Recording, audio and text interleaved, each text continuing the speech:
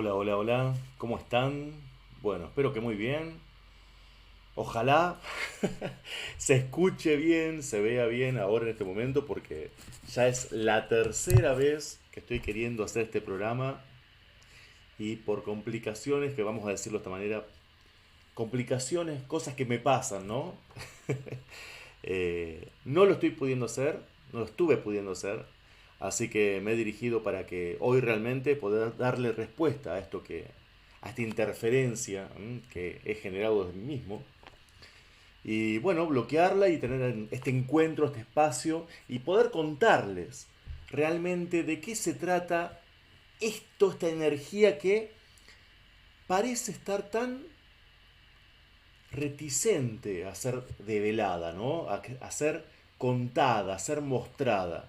Y algo de eso casualmente vamos a ver que existe, ¿no? En lo que vamos a ver hoy, esa energía está enraizada. Algo de eso lo hace crecer de alguna forma. Pero bueno, ya vamos a ver. Muchas gracias Gaby, bienvenida. Bienvenida Josefina también. Muchas gracias por confirmarme que se escucha bien. Bueno, vamos a ver de qué se trata el programa de hoy, que es el programa número 29 y el cuarto de esta tercera saga de Tu vida en Fi, que se llama Panteón Arcanum. Es una saga en la cual, a través de los arquetipos que encarnan los dioses olímpicos, en este caso del panteón grecorromano, particularmente griego, identificamos energías, arquetipos, símbolos, y luego los ubicamos en el tarot en fin. Y vemos a través de eso, a través de esa sinergia, a través de esa comunicación que hay entre estos sistemas simbólicos, entendemos y tratamos de develar cuál es la palabra de poder que tenés que polarizar cuando te encuentres frente a una situación que propicia esta energía. ¿Ok? Bienvenida Marisela, que ahí veo que se unió también. Muchas gracias por acompañarme, gente. Y vamos a comenzar hablando un poquito de, digamos que es la estrella de este programa. Y esta diosa se llama Demeter. ¿Mm? Demeter, también nombrada como Demeter o Demetra, para los romanos era la diosa Ceres, era una hija de Cronos y Rea. Por lo tanto, era hermana de Zeus, de Poseidón, de Hades, era hermana de Hera, de eh, Hebe. Y esta diosa tiene una particularidad. Hay un rasgo, ella es la diosa de la agricultura, es la diosa de las cosas que crecen, la diosa de lo que es de los campos, la vegetación. Y es una diosa muy antigua. Se la veneraba mucho antes que se definan los linajes olímpicos. Y Demeter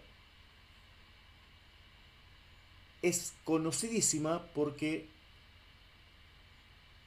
encarna un rol que es sagrado para muchas mujeres.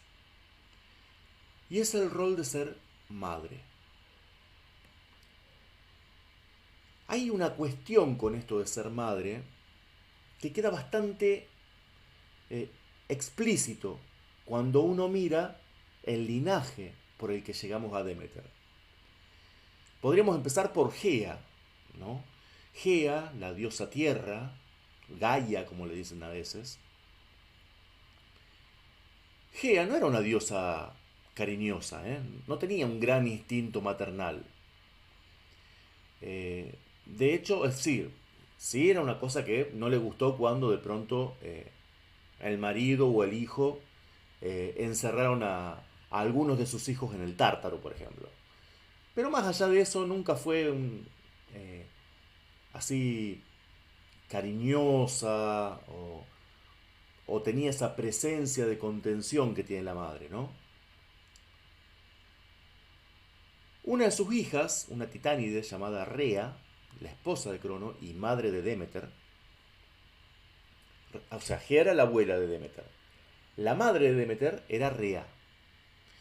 Rea, para los romanos, se llamaba Mater Magna. Y ahora se traduce normalmente como Magna Mater. Pero en realidad es Mater Magna, la gran madre. Así todo, a pesar de lo sagrado de ese nombre, la cuestión maternal con Rea tenía sus puntos débiles. Porque no olvidemos que Rea tenía sus hijos y luego Crono los devoraba para que ninguno lo suceda. Entonces, sí, es verdad, pergenió toda la trama para que uno de sus hijos, Zeus, derroca al padre. Pero igual mejoró mucho ese aspecto, pero no llegó a apropiarse del todo de ese rol. Los hijos de Rea, mejor dicho, las hijas de Rea, fueron Hebe, Hera y Demeter. Hebe, diosa de la juventud, de ella hemos hablado en otro programa, era la doncella. Era la diosa que no se entregaba a nadie, que se reservaba para su amor ideal. Y si no llegaba nunca, no llegaría. Por otro lado, Hera, Juno para los romanos, era la esposa de Zeus. Ella era la regente, ¿no? Era la reina de los dioses olímpicos. Y lo que pasa con con Hera, es que así como Hebe no elige ningún hombre, o elige un hombre ideal, que es lo mismo que no elegir a ningún hombre, porque ningún hombre llega a ser ideal, Hera elige a un hombre,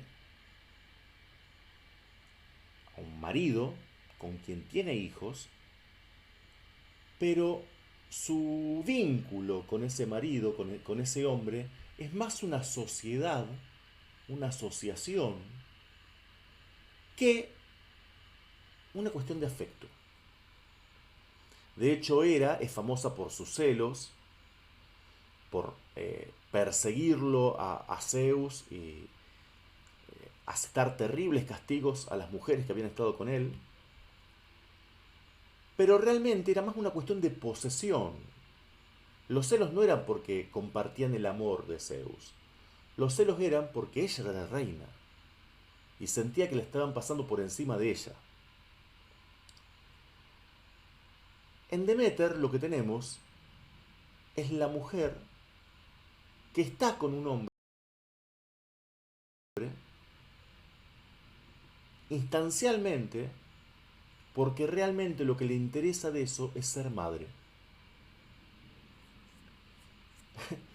Hera es como una socia de Zeus. Y es algo así. No sé, o sea, ese vínculo, si bien ella era la diosa regente del matrimonio como institución, era justamente eso, era una institución. Y si es una institución, no puede ser un vínculo afectivo, es un vínculo institucional. El matrimonio como vínculo institucional es el que representa a Hera junto a Zeus. Ahora Demeter es como una progresión de la energía de Rea, de la madre, pero volcada totalmente a ser madre. Entonces, el hombre es un medio por el cual ser madre. Y luego el vínculo ese se descarta. ¿Por qué les cuento esto? Porque Demeter, con quien primero se vincula, es con Zeus. Y de ese vínculo nace una hija que se llama Perséfone. Y Perséfone, permítanme que pase la diapositiva,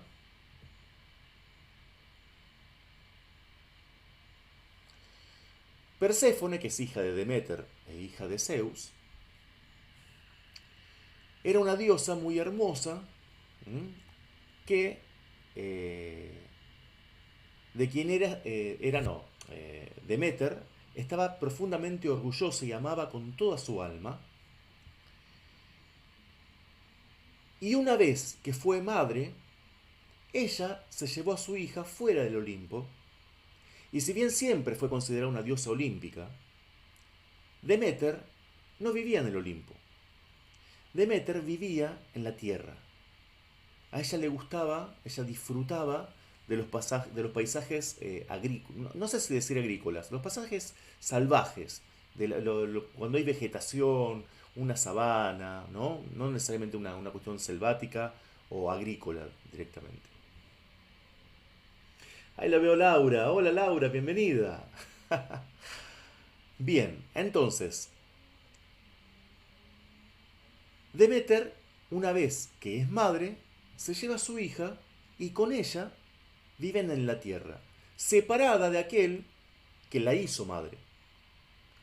Que de hecho Zeus tampoco se hizo mucho problema porque prontito nomás se unió a Hera, ¿no? Institucionalizó el matrimonio y bueno, a partir de ahí empezó toda la historia entre Zeus y Hera, que no vamos a hablar de eso aquí. Pero Deméter, después de eso, simplemente a Zeus recurría, como cualquier otro dios, por su puesto de ser el rey del Olimpo. Rara vez recurrió a Zeus en carácter de ser el padre de su hija. Muchísimo menos en carácter de ser su pareja o su expareja. Es como que eso nunca existió. Entonces,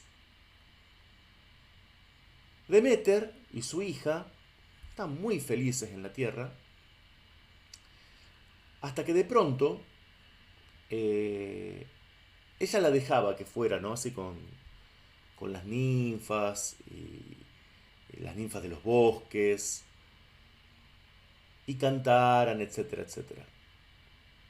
Resulta que cuando Perséfone se pone a cantar, una mañana, la escucha Hades, al rey del inframundo. Ustedes recuerden que los tres hermanos de Deméter se repartieron los tres topos, los tres reinos. Zeus se quedó con el reino de los cielos y por lo tanto era el regente de todo. Poseidón se quedó con el topos Terra, son las aguas y la tierra. Poseidón siempre se lo identifica con el mar, con los océanos, pero también era el dios de la tierra.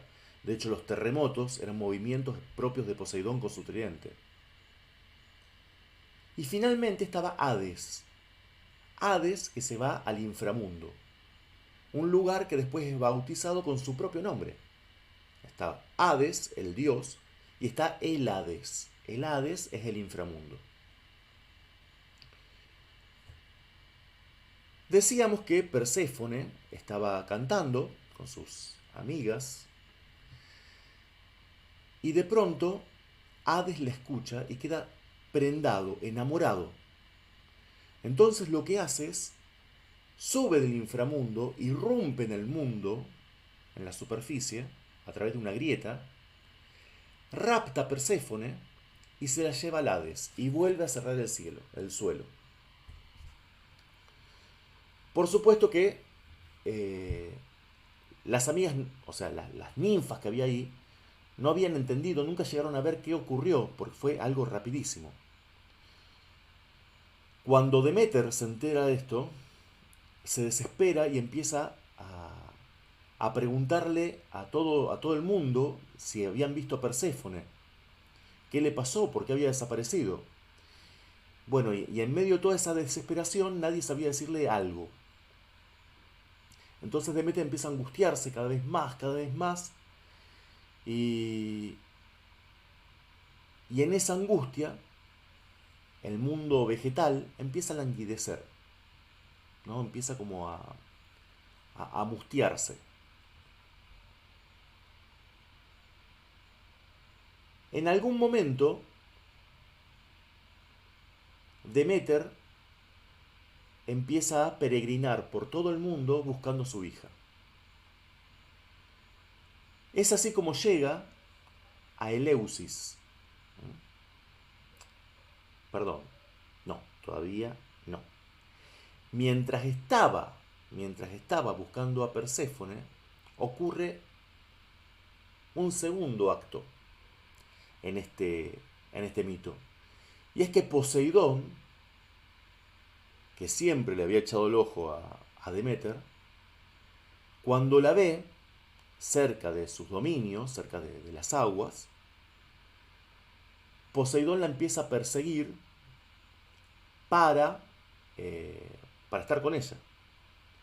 Demeter se transforma en una yegua para huir de él, y él se transforma en un caballo, en un semental, hasta que llega, la alcanza, y bueno, y tiene relaciones con ella. Demeter queda furiosa con esto, pero tiene dos hijos. Uno es un caballo que se llama Arión, que no vamos a hablar ahora de él, un caballo parlante muy sabio. Los caballos son un símbolo de Poseidón, es un símbolo de las aguas, ¿está bien? Porque Poseidón, el reino de las aguas, es el reino de las emociones, y los caballos simbolizan exactamente eso, emociones. Pero además de este hijo caballo, digamos...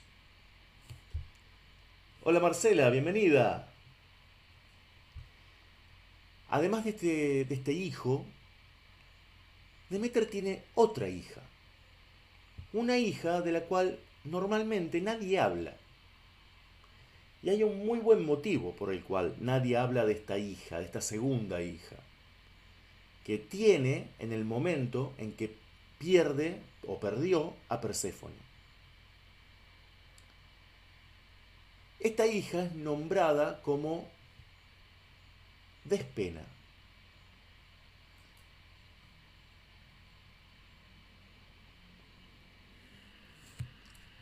Y Despena significa la señora. Ustedes dirán, mirando la imagen esta, ¿qué me está mostrando Leo?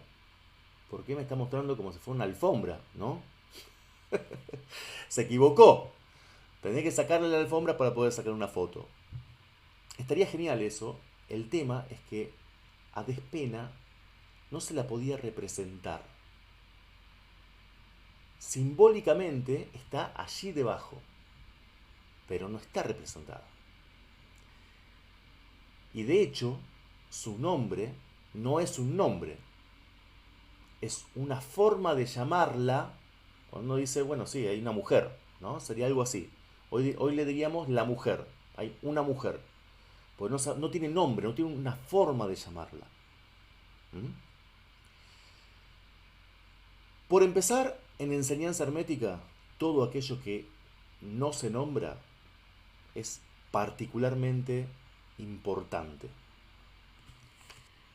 Y a tal punto podemos conmensurar esto. Un segundito que se me movió el Facebook. A tal punto podemos conmensurar que es importantísimo el rol de Despena en lo que ocurre después, que gracias a ella, gracias a su existencia, Demeter instaura algo, que ahora vamos a ver qué es. Luego de tener a esta hija, Demeter se acerca al lugar de Eleusis.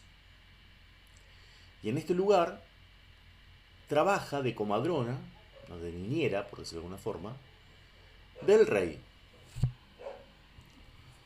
El rey tenía dos hijos, Demofonte y Treptólemo. Y la trata tan bien, ella ya estaba psíquicamente devastada, ¿no? Estaba muy, muy deteriorada psicológicamente, Demeter.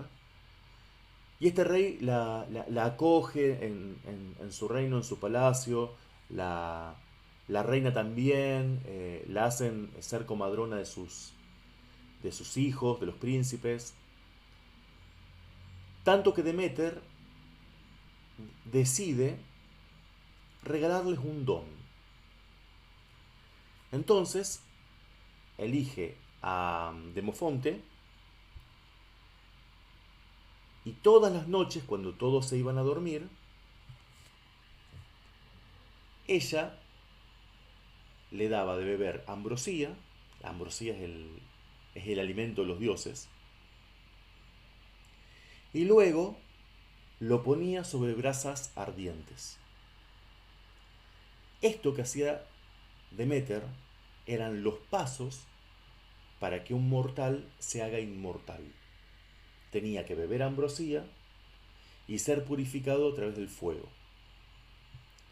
Obviamente están en juego los dos primeros elementos, ¿no? El problema fue que la, la descubre la madre. Y bueno, hace un gran escándalo.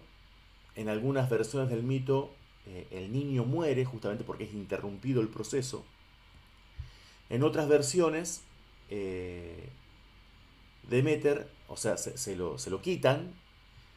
Y Demeter, antes de irse, en agradecimiento, se revela como quien es y le ofrece al otro chico, al otro príncipe, se llama Triptólemo, le ofrece el don y la sabiduría de la agricultura, de cómo manejar la tierra, cómo tratarla, cómo cultivarla, cómo cosecharla. Y Eleusis se convierte así en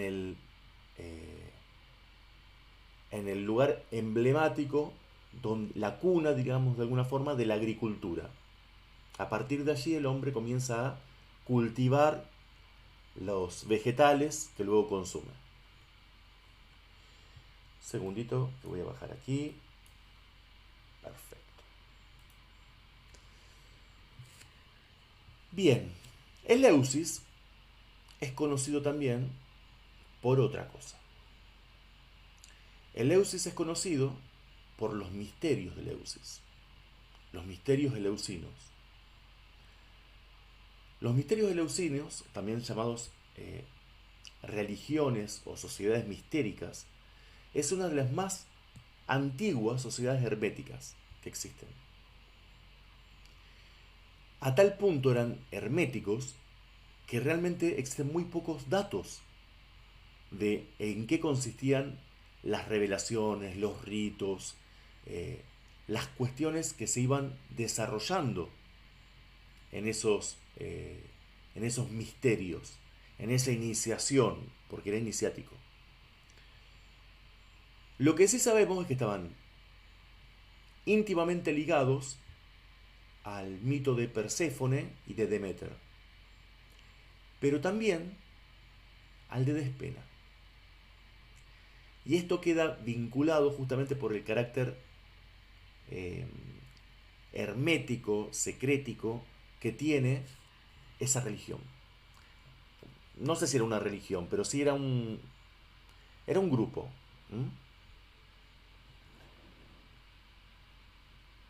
Hay que comprender que los misterios de la agricultura, si bien ahora para todos es un material, digamos, que está al alcance de cualquiera, en aquellos momentos era una cuestión, era un conocimiento que otorgaba un poder. Y manejarlo, conocerlo, entender el ciclo de las estaciones, etcétera, etcétera, era algo que había que cuidar, ¿verdad? No se podía propagar de cualquier manera a cualquiera. Pero no era solamente relacionado a las cuestiones de la agricultura. Porque es en Eleusis cuando le dicen a Demeter que por qué no le consulta a Helios, dios del sol, que todo lo ve, si él tenía alguna novedad y había visto quién había raptado a Perséfone. Así lo hace Y ahí se entera de que el raptor era Hades. Ante esto, acude a Zeus como rey de los dioses, no como ex esposo, ni siquiera como padre de ella, de Perséfone, y le declama que haga algo para recuperar a su hija. Ante la insistencia, y ahí sí juega la carta de vos fuiste el padre, te tiene que importar lo que hiciste con lo que le pasa a tu hija. Zeus le pide a otro de sus hijos, a Hermes, que descienda al inframundo. Hermes era como una especie de mensajero en los dioses. Que descienda al inframundo, hable con Hades y negocie con él. Hermes así lo hace y llega a negociar con Hades que Perséfone podía ser libre siempre y cuando no probase ningún fruto del inframundo antes de salir en su ascenso, ¿no?, a la superficie. Cuando Perséfone está saliendo, pasa frente, y aquí cambia la planta siempre, ¿no?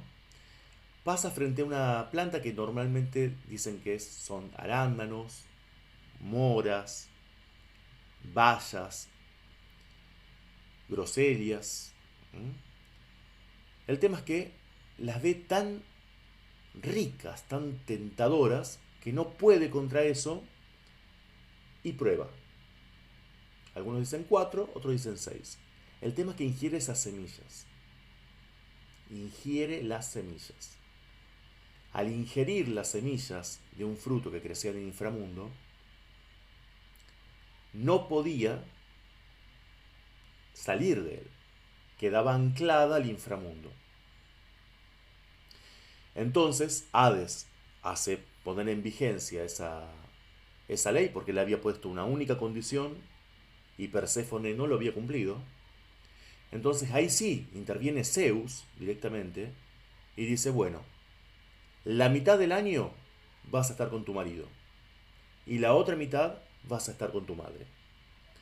De esa forma, Perséfone pasa medio año en el inframundo, luego viaja a la superficie y a medida que se acerca el momento en que Perséfone se acerca, Demeter empieza a aumentar su ánimo, ¿no?, su alegría, su entusiasmo, y el mundo empieza a florecer, a reverdecer, a llenarse de energía viviente. Por el contrario, cuando Perséfone se retira y vuelve a bajar para pasar la otra mitad del año con su marido, Demeter se vuelve nostálgica y empieza a languidecer, y ahí empieza el otoño. Y luego el invierno es cuando directamente empieza toda ese dolor de la madre por la hija que no está. Bien. Lo interesante acá es esta hija que nadie nombra, Despena. ¿Por qué? Porque Despena muestra una faceta de Perséfone. ¿En cuanto a qué? Y ya vamos a llegar a esto, ¿no? Vamos a retroceder un poquitito, todavía no. En cuanto a que tanto Despena como Perséfone son hijas de Demeter. Y un hijo es uno de los principales productos que puede tener un ser humano, uno de los productos más valiosos, más amados, más cuidados, más celosamente cuidados. Pero tanto Perséfone como Despena encarnan dos caras de ese producto. Y esas dos caras impactan en las dos formas que tiene de vincularse una madre. Y ahora sí, vamos a ir al arcano que está asociado a este, que es, como vimos recién, el arcano número 3, la emperatriz.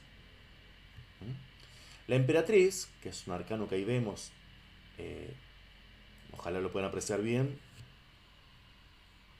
tiene el símbolo de Venus, porque encarna lo femenino desarrollado, es decir, ya manifestado. Y vemos allí todo el follaje, ¿no? Toda la vegetación sin ningún tipo de control, porque la emperatriz es lo que hace crecer. ¿Está bien? Y vemos también cómo ella está con ese vientre eh, exultante, ¿no? Brillante. Y ese vientre es el que la hace poderosa. Ese vientre es el que la hace emperatriz. Y ella está despreocupada en su jardín. Sabe que es reina, sabe que es más que una reina, es una emperatriz. Es decir, rige los destinos de todos quienes están bajo sus pies. Es interesante, entonces, el carácter de madre, lo que es la maternidad, la nutrición que tiene que encarnar esta carta. Una madre es la que, como dije recién, nutre, es la que te alimenta, es la que te eh, contiene, la que te brinda amor, la que te entiende. Todos esos atributos son atributos femeninos, pero no solo femeninos, sino que aparte están ligados a este rol materno. La madre es una evolución energética de la mujer.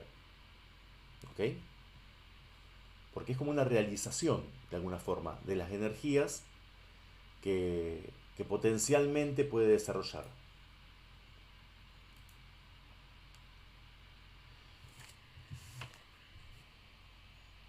Ahí veo, ahí dice Laura, ¿qué pasa con Despena, pobre? Ahora vamos, ahora retomamos con el mito, la carta con el mito. Dice Gaby, hermosísima carta, muchas gracias. Ahí está Moon, bienvenida. Bueno, entonces, ahora vamos a ver cómo anudamos el mito con la carta, ¿está bien? ¿Qué pasa? Esta carta no habla de mujeres, ni particularmente de mujeres que son madres. Habla de una energía que está en juego, una energía creadora. Cuando una persona, sea hombre o mujer, crea algo, está en juego esta carta. Está en juego esta energía. Y está en juego el mito de Demeter. Y el mito de Demeter tiene una enorme, enorme advertencia. Y queda dicha por el lado de Perséfone y queda dicha por el lado de Despena. ¿Qué le pasa a Demeter con Perséfone? La ama, es el objeto de su admiración, ¿no? Pero la deja así, que se vaya y que juegue, ¿no? Y que vuelva. Acá obviamente no estamos diciendo que un padre tiene que ser así, los tiene que tener con una soga en el pie a los hijos y que no se alejen de uno. Pero lo que está dicho acá simbólicamente es que es un cierto entre soberbia y desinterés y desvinculación, ¿está bien? Entre ella y Perséfone, hasta que se la raptan. Y ahí cae en la cuenta de lo que tenía y perdió. Y esto también, esta vertiente que tiene la carta, también es una evolución de una energía femenina que se llama histeria. Que nuevamente no tiene que ver con que solo las mujeres son histéricas. Los hombres también podemos ser histéricos y muy histéricos, ¿está bien? No se trata de eso, que quede claro, lo dejo dicho. Yo soy bastante histérico, así que no me hago cargo de lo que digo. Entonces, eh, estamos diciendo que el problema, lo que facilitó que Perséfone desapareciera, fue una cierta despreocupación, un cierto descanso de parte de su madre. Hasta ahí está claro. Es decir, lo que vos creás, tenés que cuidarlo, acompañarlo, llevarlo con vos siempre. No en la mano, ni en el bolsillo. Llevarlo acá. Siempre con vos. Porque de lo contrario, seguramente lo vas a valorar una vez que lo perdiste. Y una vez que lo perdés, como te enseña este mito, no siempre recuperarlo implica poder recuperar totalmente. No es lo mismo. Vamos a la corta. No es lo mismo lo que vas a recuperar que no haberlo perdido nunca. Por otro lado, Despena habla de lo no dicho. Hay algo que Deméter no dijo. Hay algo que no nombró. Por empezar, así, en ese momento cuando no dio a conocer el nombre de su hija. Que no significa que no tenía nombre. Despena era una forma en la cual había que llamarla a esta entidad que muchas veces se asoció con Perséfone, como diciendo, es otra faceta de Perséfone. Y no importa realmente, míticamente, si lo es o no. Lo que importa es esta característica. ¿Está bien? A Despena la conocían en los misterios de Eleusis.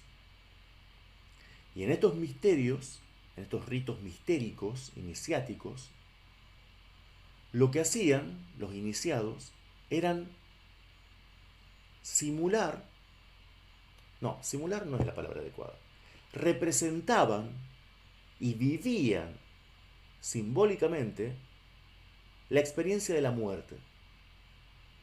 Porque la muerte también es algo que no nombramos. El hombre no quiere nombrar la muerte.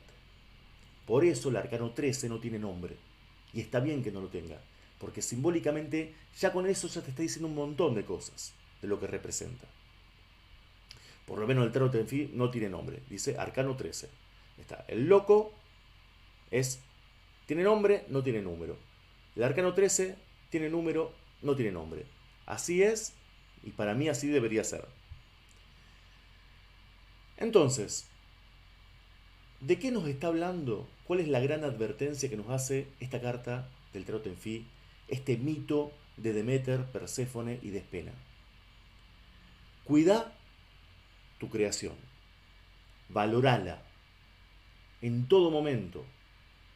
Ese segundo en el que vos decís, bueno, pero no va a pasar nada.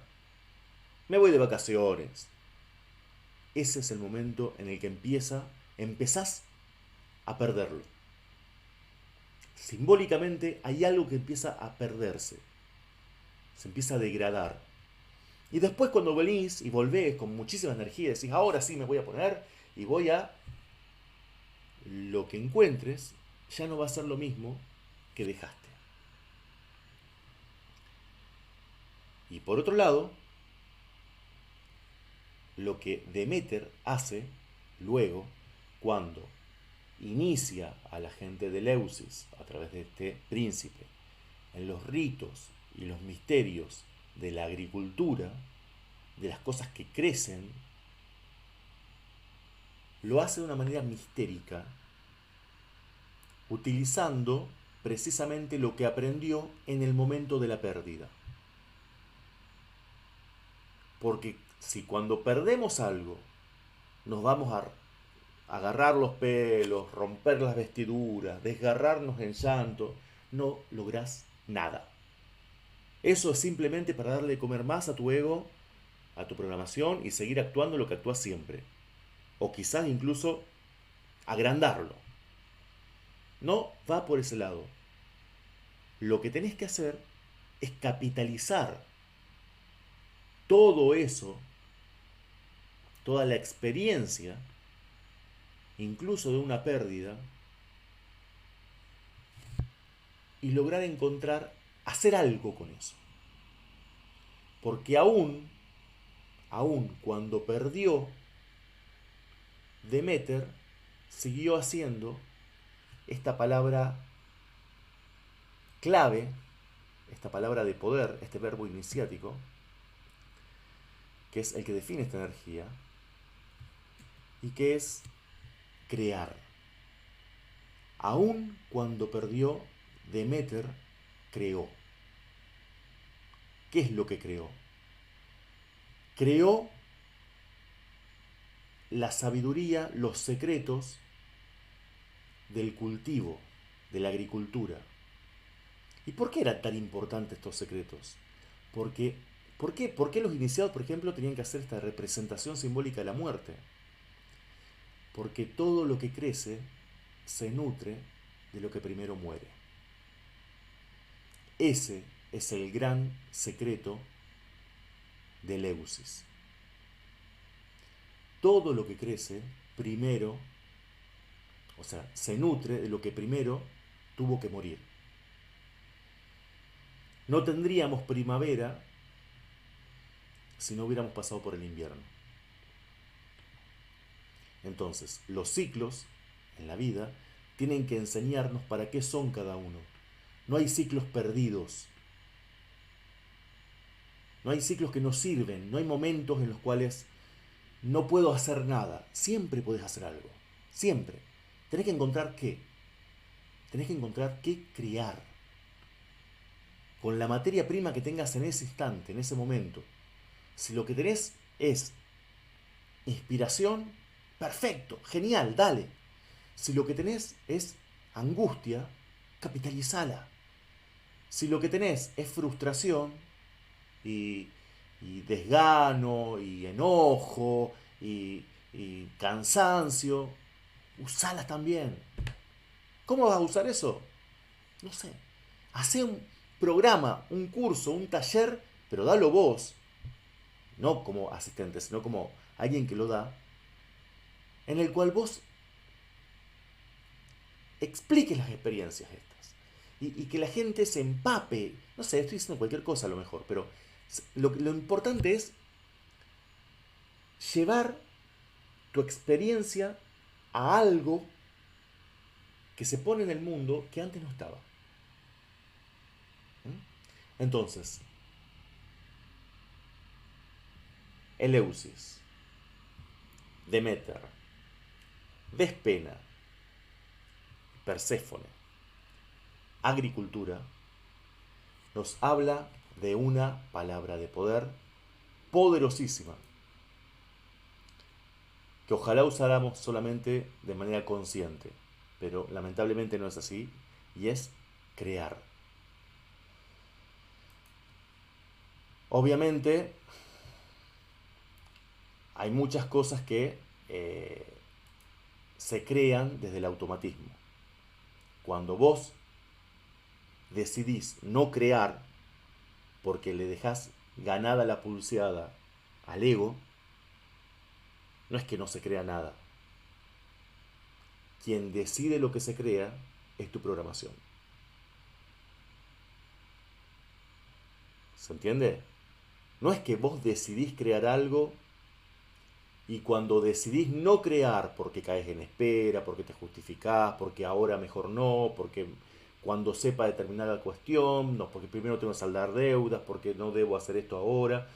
No importa cuál es el motivo. Pero cuando vos decidís no crear algo que podrías estar creando, la matriz generadora no es que queda ahí, esperando ser encendida por vos cuando vos tengas ganas y pienses que está bien. La matriz sigue funcionando, pero quien la digita es tu propio ego, es tu inconsciente. Entonces, atenti, ¿ok? Bueno, voy a saludar entonces para despedirme. Muchas gracias a Josefina, a Gaby, a Marisela, a Laura, a Marcela, a Moon. Uy, no veo todo. Bueno, y a todos los que me han acompañado, porque me restringió Facebook cuánto puedo subir y bajar. Muchísimas gracias por acompañarme. muchas gracias por haber podido finalmente eh, compartir. Es el tercer intento para hacer este programa, particularmente en el arcano número 3. Y bueno, nos encontramos el próximo jueves con otro mito, otro dios, otra carta del tarot en fin y otra palabra de poder para aprender cómo apropiarnos de estas energías y utilizarlas a favor en nuestra propia vida cotidiana. ¿Está?